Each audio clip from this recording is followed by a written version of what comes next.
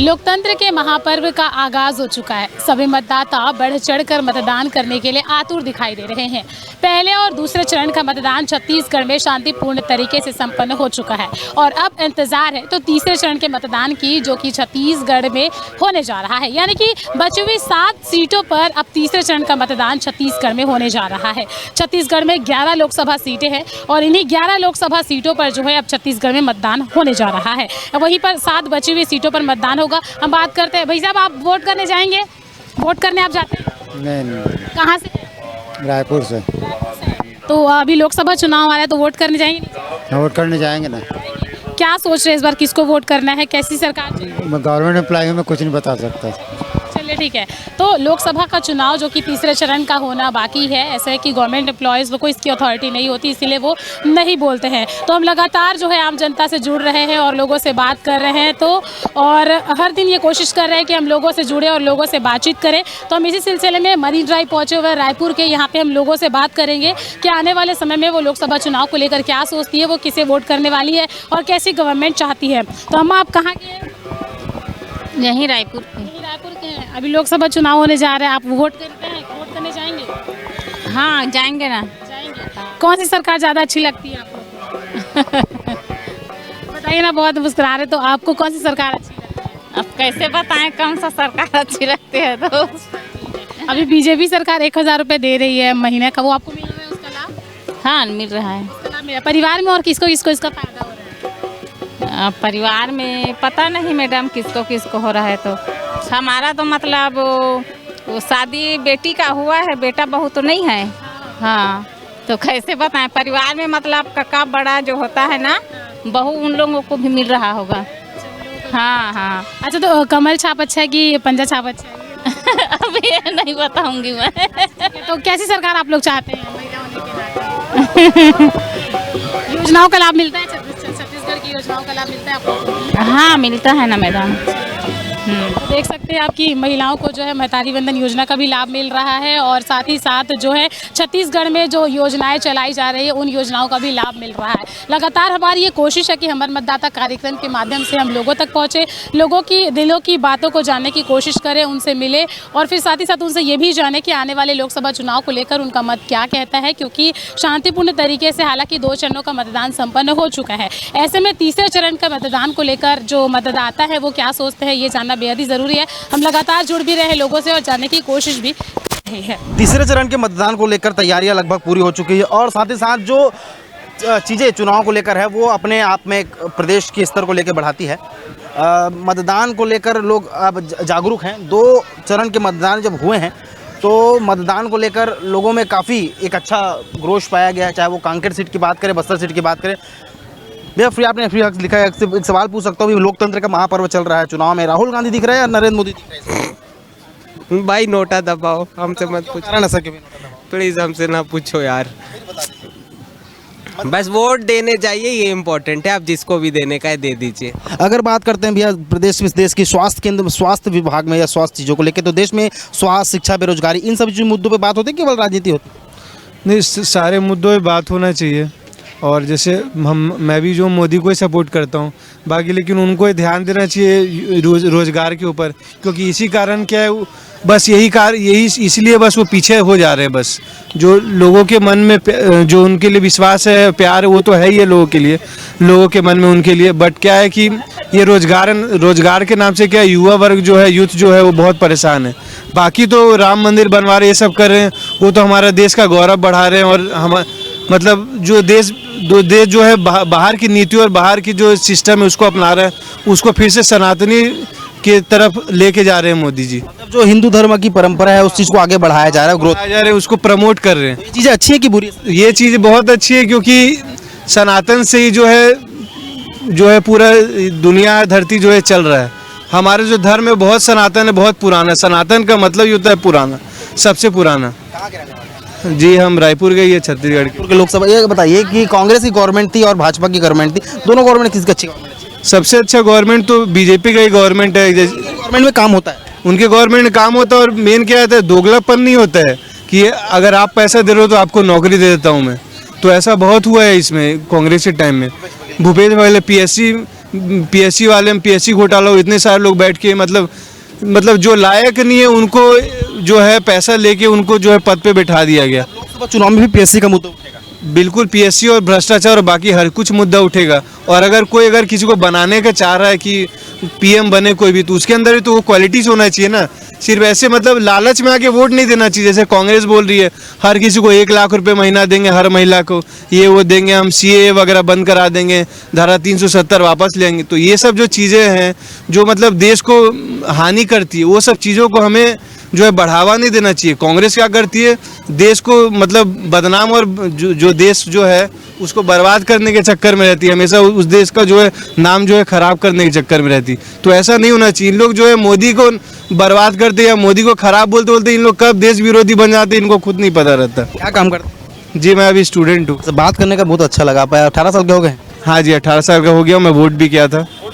हाँ हाँ पहला वोटर। अनुभव बहुत अच्छा था। और हमारा जो है जो दक्षिण विधानसभा है वहाँ के जो है विधायक है बृजमोहन अग्रवाल जी हैं, जो अभी शिक्षा मंत्री हैं और अभी हो सकता है कि वो सांसद बन ही जाएंगे। हाँ जी वो एकदम कंफर्म है कि वो जीतेंगे। भाई साहब आप बताइए, अगर थोड़ा आपसे पूछा जाता है तो राहुल गांधी या बनाम नरेंद्र मोदी, किसकी सरकार? मोदी की बनेगी। मोदी कर रहा है अच्छा काम देश के लिए, बदलाव आ रहे हैं, दिख रहा है पब्लिक को। ठीक है स्थिति अभी तो जीडीपी की वैसे खराब है, एजुकेशन तो हाँ इंडिया की वैसी नहीं है अभी। शिक्षा तो बदलनी चाहिए वो तो। हाँ मतलब यहाँ बस उम्मीद है कि भाजपा गवर्नमेंट के आने के बाद दोबारा 2024 के बाद से 2029 तक का जो 5 साल का कार्यकाल रहेगा उसको बदल देंगे। देखते हैं, अब बोल तो सकते नहीं है। राहुल गांधी भी बोल रहे हैं कि हमारी सरकार आई हम देश का विकास। वो तो सब बोलते हैं पर करते नहीं है अपना प्रॉफिट। आगे मोदी हाँ मतलब मोदी का थोड़ा बहुत दिखा है। और जैसे वो बाहर जाके भी अपन का फ्रेंडशिप रिलेशन बनाता है दूसरे कंट्रियों के साथ। तो हाँ फॉरेन सागर मैं सीए फर्म में हूँ। जरूर जाइएगा। जी जी पक्का। वैसे तमाम लोग तो बिल्कुल तमाम लोग हैं जो बातों को रखते हैं प्रमुखता से, और मोदी और कांग्रेस के बीच जो मोदी और राहुल गांधी के बीच में जो समानताएं होती है उसको लेकर वो अच्छे चीज़ों को बढ़ाते हैं। अब देखने वाली बात यह है कि प्रदेश की जनता किस पर तय करेगी, क्योंकि जो जनता होती है वो आधार होती है, स्वरूप पे करती है। हमारे साथ कुछ महिलाएं भी जुड़ेंगी। और जो सबसे बड़ी बात यह है कि प्रदेश की जो यूथ है वो युवा लोगों से चेहरा होता है। भाई साहब आप नॉर्मल बैठे हुए हैं, 18 साल के हो गए आप? हाँ। ये बताइए कि इस बार लोकसभा का चुनाव चल रहा है, वोट डालने जाएंगे? हाँ जाएंगे। क्या लगता है, मोदी या राहुल गांधी? मोदी। मोदी। मोदी सरकार। मोदी अच्छा, क्योंकि हाँ कानून का अच्छा लगता है और भारत को विकसित राज्य बनाना चाहते हैं, इसलिए हम युवा हैं। तो राहुल गांधी क्यों नहीं?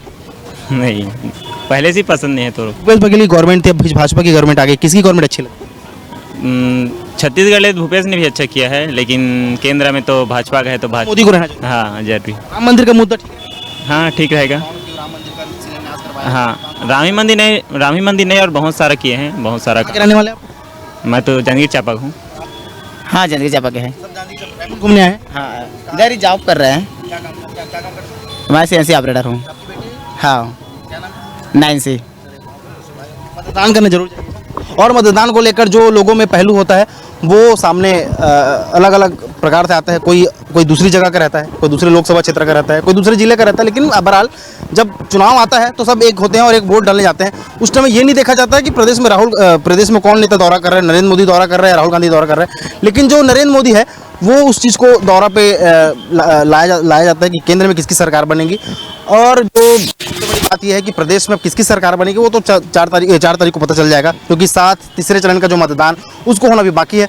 और जो मतदान में क्या क्या होगा वो दिलचस्प बात वो आप सभी लगातार आपको बताते रहेंगे। बिल्कुल, लोकसभा का ये महापर्व है और ऐसे में इसमें अपनी आहुति देकर अपने सरकार चुनने का ये वक्त है। और ये वक्त जो है लोगों के लिए ही नहीं बल्कि सभी लोगों के लिए, पूरे देश के लिए जो है ये बेहद ही ज़रूरी हो जाता है। हमारा ये कार्यक्रम ऐसा है कि हम लोगों से लगातार जुड़ रहे हैं और यही जानने की कोशिश कर रहे हैं कि आने वाले चुनाव को लेकर उनका मत क्या कहता है, क्योंकि ये बेहद ज़रूरी हो जाता है कि अपने घरों से निकलना और मतदान करना। पहले और दूसरे चरण की अगर मतदान की बात करें जो कि बस्तर में हुआ है और कांकेर, महासमुंद और राजनांदगांव की तीनों सीट पर हुआ है, तो काफ़ी दिलचस्प जो है इसमें रिजल्ट्स देखने को मिले हैं। हम कुछ लोगों से भी और जुड़ते हैं। भैया वोट करने चाहते हैं? क्या वोट करने चाहते हैं ना? क्या किसकी सरकार अच्छी लगती है? तो सरकार मतलब तो क्या है सर, जो मोदी जी की सरकार अच्छी लगती है, कांग्रेस की सरकार आप चाहते हैं? सरकार तो अच्छा है, मतलब उसको जो खड़ा हो रहा है ना जो आदमी, इसको अच्छा होना चाहिए और उसको अच्छा होगा तो देश भी अच्छा होगा ना। क्या क्या आप लोग अपने देश में विकास देखना चाहते हैं, क्या अच्छा होना चाहिए? हाँ तो सब चीज़ का अच्छा होना चाहिए। पढ़ाई लिखाई, शिक्षा व्यवस्था, महिलाओं की सुरक्षा, क्या बोलना चाहिए? सब चीज़ अच्छा होना चाहिए। आप कहाँ के रहने वाले हैं? मैं तो परमानेंट उड़ीसा का जॉब कर रहा हूँ।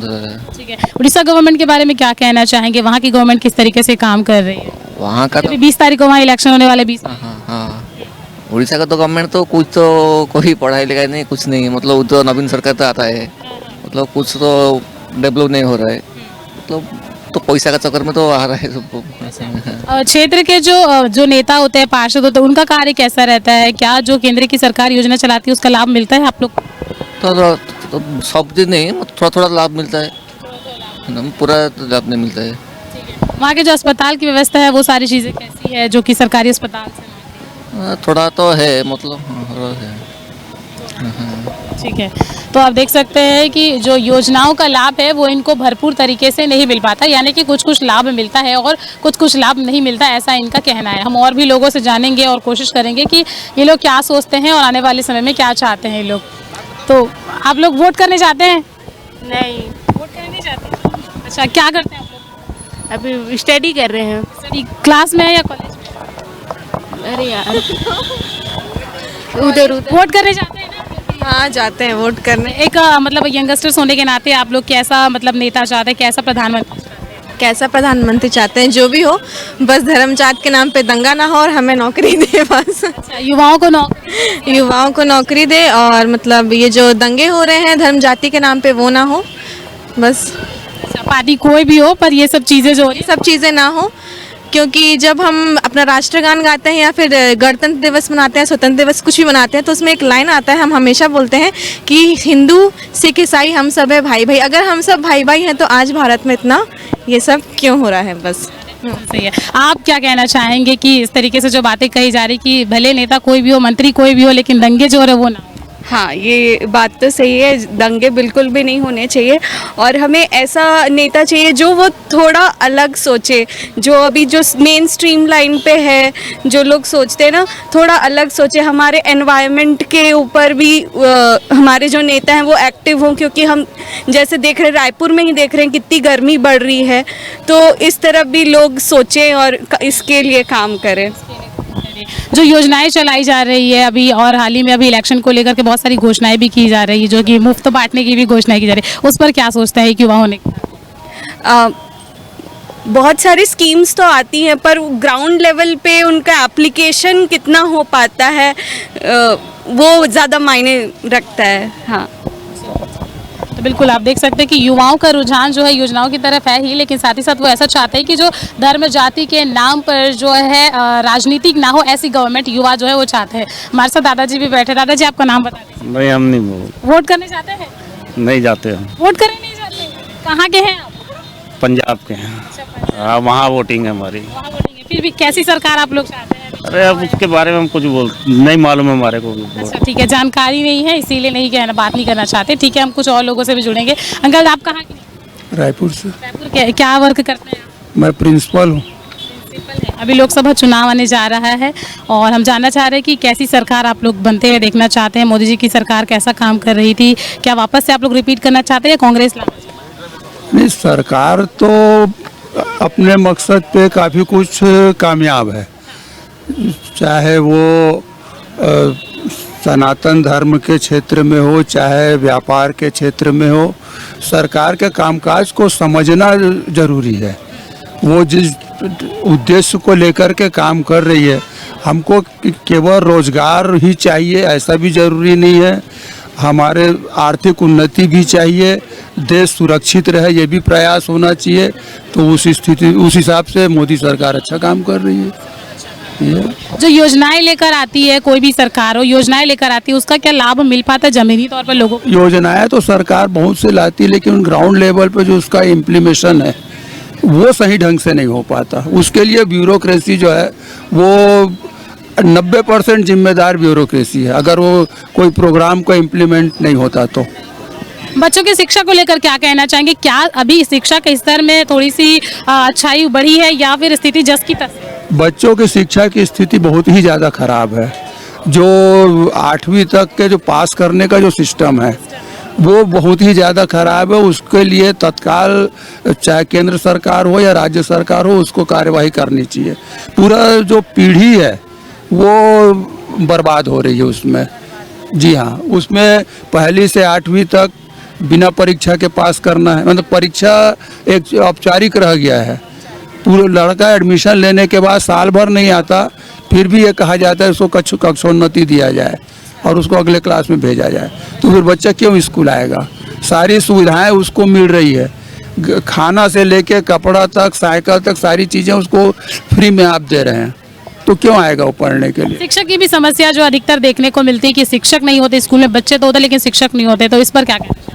नहीं, शिक्षक न होने के दो स्थितियाँ हैं। या तो स्कूल में शिक्षक की भर्ती है लेकिन शिक्षक नहीं आता, वो एक अलग चीज़, वो तो अनुशासनहीनता के दायरे में आता है। लेकिन सरकार जो है स्कूलों में शिक्षकों की भर्ती नहीं करता, वो एक अलग मुद्दा है। और वो यहाँ तो आप आंकड़े उठा के देखिए, करीब करीब 40 से 60% स्कूल ऐसी है जहाँ पर शिक्षकों की व्यवस्था ही नहीं है। जी, वो कहीं एक शिक्षक कहीं 2 शिक्षक इस टाइप के हैं। बच्चों की पढ़ाई पर भी इसका असर दिखता है, उनको भी प्रभावित। जी, मैं जिस स्कूल में हूँ वहाँ मान्य पद 30 है, लेकिन वर्तमान में कार्यरत केवल 10 लोग हैं। तो 30 के स्टाफ में 10 की भर्ती है, बाकी 20 लोग को पूर्ति कहाँ से होगी? तो वो इधर उधर टाल के, ये तो बच्चे देख रहे हैं स्कूल में क्लास लगती नहीं है, चले गए, इस टाइप से हो रहा है। पूरी स्कूल जो है बर्बाद हो रहा है। लेकिन अभी देखा जा रहा है कि युवाओं में रोजगार की भी बहुत ज़्यादा कमी है। ऐसे में स्कूल में टीचर नहीं है और लगातार जो है BA DED की पढ़ाई कर रहे हैं बच्चे और स्कूल शिक्षक भर्ती की जो तैयारी अभी कर रहे हैं, लेकिन फिर भी उनकी भर्ती नहीं होती है, कई सालों बीत जाते हैं। भर्ती ना होना एक अलग प्रक्रिया है, वो तो सरकार को सोचना चाहिए उसके ऊपर। लेकिन बेरोजगारी वाली जहाँ तक बात है तो वो तो सरकार का सिस्टम दोषी है उसके लिए। एक विद्यार्थी जो है वो पढ़ लिख के तैयार है, उसको वो तो यही चाहेगा कि उसको रोजगार चाहिए, लेकिन कौन से नौकरी में जाना है, किस तरह से जाना है, वो तो सरकार तय करेगी, सिस्टम तय करेगा। सिस्टम सुधर जाए तो काफ़ी कुछ समस्याएं हल हो जाएगी। तो देख सकते हैं कि हमारे मतदाता के कार्यक्रम में हम आगे भी फिर आपसे मिलेंगे। फिलहाल वक्त लोकसभा का चुनाव रण में चल रहा है, जिस प्रकार से हमने बात है कि खासकर युवाओं को लेकर, युवाओं को चेहरे के लिए कुछ युवा हमारे साथ बैठे हुए। एक बार भाई साहब, यंग लग रहे हो, क्या नाम लिखते हो? डेनिस। लोकसभा का चुनाव चल रहा है, वोट डालने जाएंगे? हाँ जाएंगे, जरूर जाएंगे। किसको देंगे, मोदी या राहुल गांधी? राहुल गांधी। क्यों राहुल गांधी? क्योंकि वो एजुकेटेड है।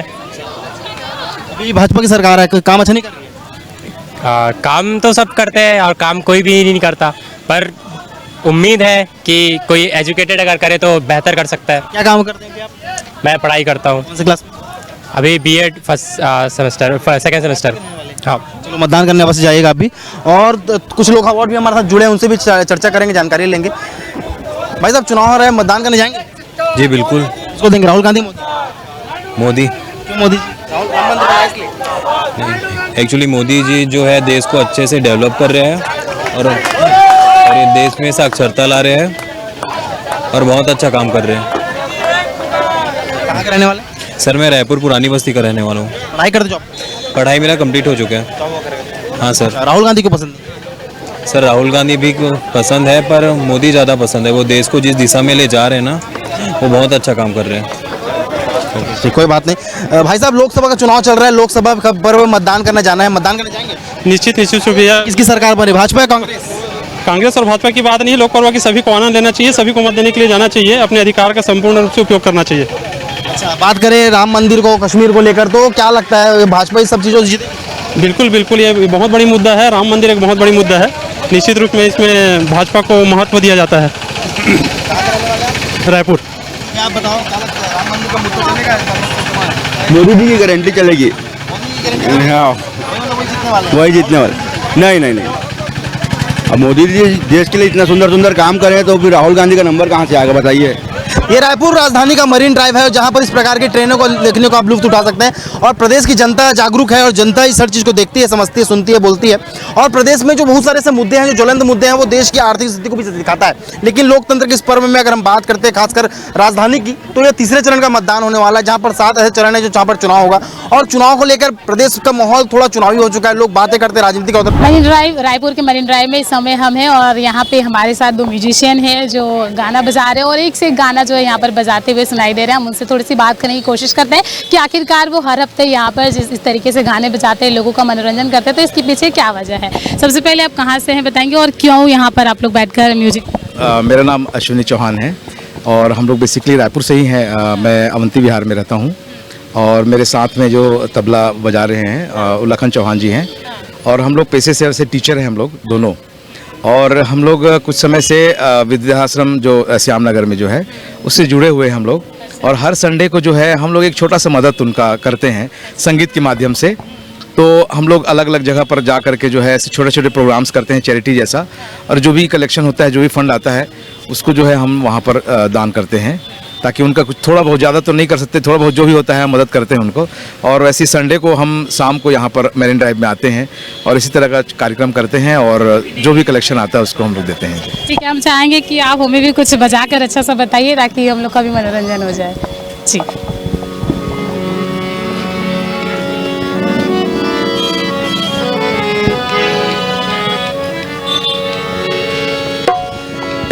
प्रेम के रंग में ऐसी डूबी बन गया एक हीरो, बन गया एक हीरो। प्रेम के रंग में ऐसी डूबी बन गया एक हीरो, बन गया एक हीरो। प्रेम की माला जपते जपते आप बनी मैं श्याम। प्रेम की माला जपते जपते आप बनी मैं श्याम। सांसों की माला पे सिमरूं मैं बेगाना, सांसों की माला पे सिमरूं मैं बेगाना। अपने मन की मैं जानूं और पी के मन की राम। अपने मन की मैं जानूं और पी के मन की राम। सांसों की माला पे सिमरूं मैं बेगाना, सांसों की माला पे सिमरूं मैं बेगाना। अपने मन की मैं जानूं और पी के मन की राम। अपने मन की मैं जानूं और पी के मन की राम। सांसों की माला पे सिमरूं मैं बेगाना, सांसों की माला पे सिमरूं मैं बेगाना, सांसों की माला पे सिमरूं मैं। भाई साहब, इस बार लोकतंत्र का महापर्व है, मतदान करने जाएंगे आप?